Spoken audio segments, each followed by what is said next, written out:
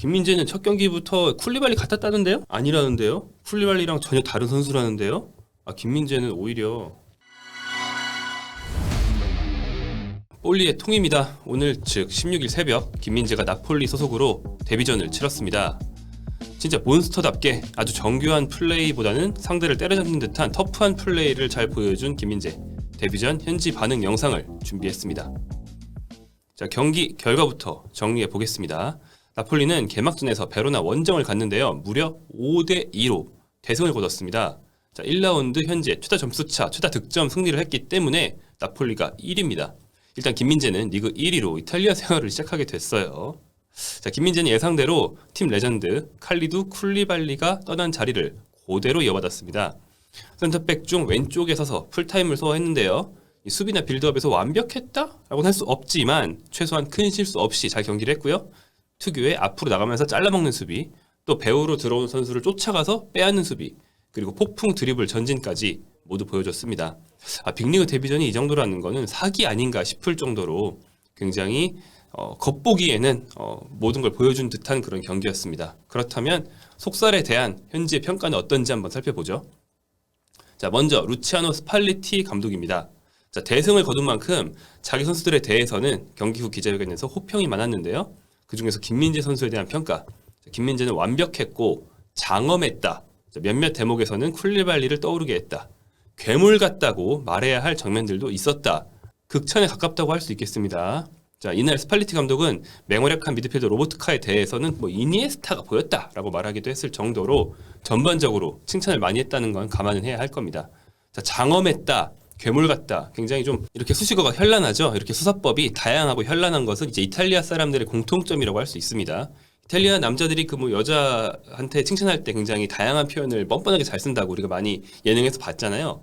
똑같습니다. 감독들도 선수에 대해 칭찬을 하거나 경기에 대해 묘사할 때 다른 나라에서는 잘 안 쓰는 굉장히 풍부한 표현을 많이 써요. 그래서 이날 장엄했다, 또 괴물 같다 이런 표현이 서슴없이 쓰인 게 아닌가 싶습니다. 좀 과장된 표현이 있을 수 있지만 기본적으로는 쿨리발리를 떠오르게 했다라는 점에서 좋은 평가라고 생각해야겠죠. 그렇다면 김민재 선수에 대한 매체별 평가와 평점을 살펴보겠습니다. 일단 전제를 해야 할 것은 가장 많이 보셨을 것이 이제 잉글랜드, 영국식 평점일 텐데 거기서는 그 변별력이 되게 높거든요. 그러니까 못한 선수는 막 5점도 주고 잘한 선수는 막 9점도 10점도 주고 막 그러는데 이탈리아는 기본적으로 좀 스케일의 폭이 좀 작은 편입니다. 그래서 이긴 팀이면 애지간히 못했어도 한 6점은 주고 정말 잘했어도 8점을 좀처럼 주지 않는 그런 편이고 사실 이날 나폴리가 5대2로 대승을 거뒀고 크바라첼리아나 로보트카가 보여준 경기력은 이 영국식에서는 아마 한 8점 넘고서 9점까지도 갈 수 있는 그런 경기력 아니었나 싶은데 이날 한 7점 정도밖에 안 받았거든요. 보시면 그런 걸 감안하시고 김민재의 점수를 이제 어느 정도인지 산출해 보시면 되겠습니다. 먼저 이탈리아 최고 일간지 중 하나인 가체타 델로 스포르트의 점수입니다. 김민재의 평점은 6.5점이었어요. 이 정도면 준수한 평점이라고 할 수 있겠습니다. 자, 평어를 보죠. 실수가 조금 있었다. 빌드업이 강점은 아닌 것 같다. 하지만 피지컬이 무시무시했다. 또 예측을 할 줄 알고 몸으로 하는 수비를 좋아하는 것 같다. 쿨리발리보다 키엘리니에 가깝지만 성장할 수 있는 부분이다. 자, 스팔리티 감독의 평가가 좀 다르죠. 스팔리티는 쿨리발리를 연상시켰다라고 했는데 이 매체는 쿨리발리와는 다르다라는 것을 강조했습니다.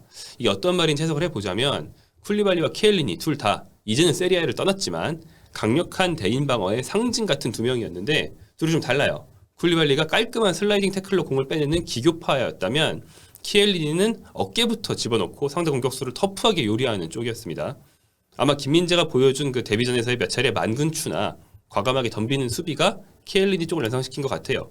실제 원래 성향을 봐도 김민재는 발을 넣기보다 어깨부터 넣어서 수비하는 걸 훨씬 선호하기 때문에 키엘리니와 수비 방식이 좀 더 비슷합니다. 그리고 확실한 건 이탈리아에서 딱 한 경기만에 피지컬이 무시무시하다라는 평가를 이끌어냈다는 거죠. 그리고 사실 경력을 놓고 보면 키엘리니가 쿨리발리 이상의 레전드이기 때문에 물론 플레이 스타일을 얘기한 거지 기량을 얘기한 건 아니지만 상당히 기분 좋은 평가라고 할 수 있겠습니다.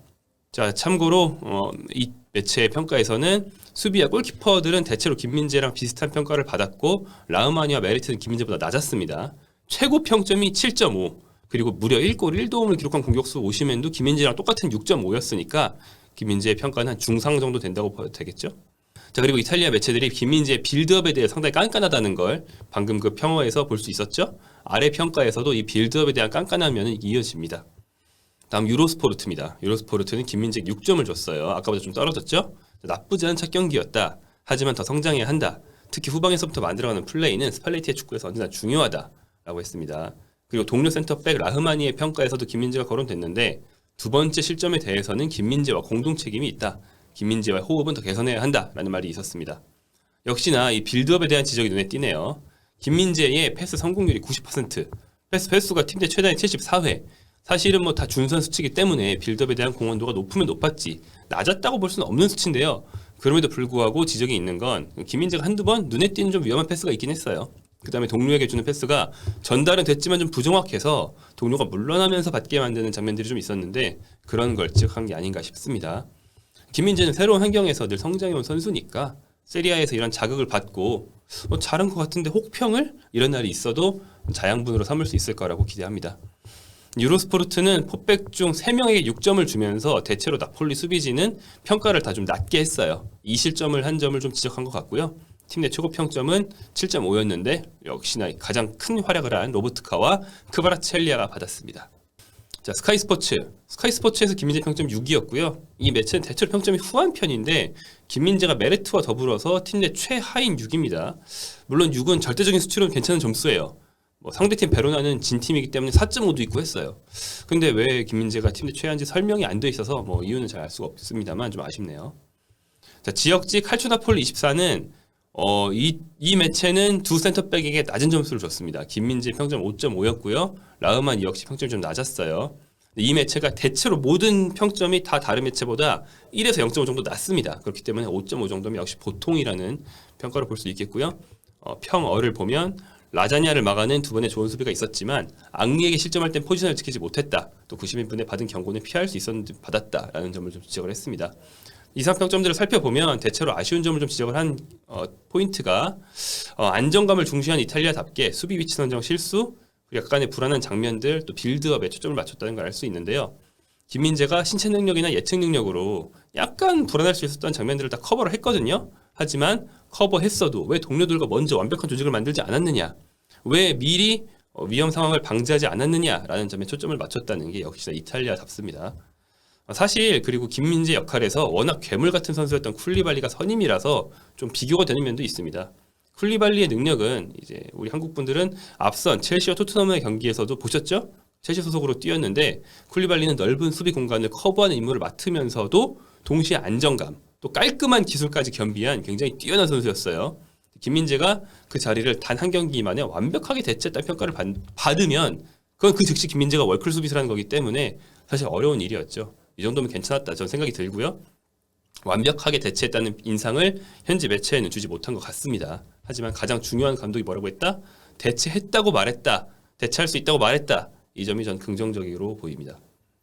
자, 그리고 마지막으로 김민재를 아직 떠나보내지 못한 이 튀르키예 매체의 반응도 있습니다. 이 튀르키예 매체 하벨라르의 반응인데 기사 제목이 이거예요. 김민재 뭐 하는 거야? 나폴리 첫 경기에서 팬들의 마음을 찢어버렸다. 이거 국뽕 TV 스타일 아닙니까? 한국에도 좀 있는 튀르키예 국뽕 매체가 왜 김민재를 가지고 자기네들 국뽕을 채웠는지 모르겠는데 마치 이 선수를 좀 한국이 낳고 페네르바체가 키운 선수로 생각하는 게 아닌가 싶어요.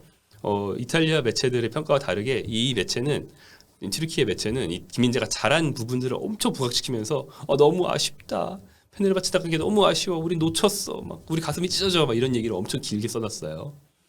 이 정도로 1년 만에 한 리그를 평정하고 한 나라에서 크게 사랑받는 선수가 된 만큼 이탈리아에서도 앞으로 그럴 수 있을 거라고 기대합니다.